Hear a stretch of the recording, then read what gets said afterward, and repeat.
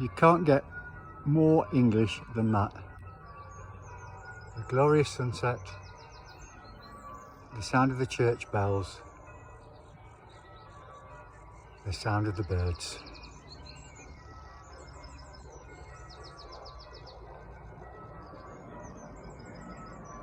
And a train in the background. How lovely is that?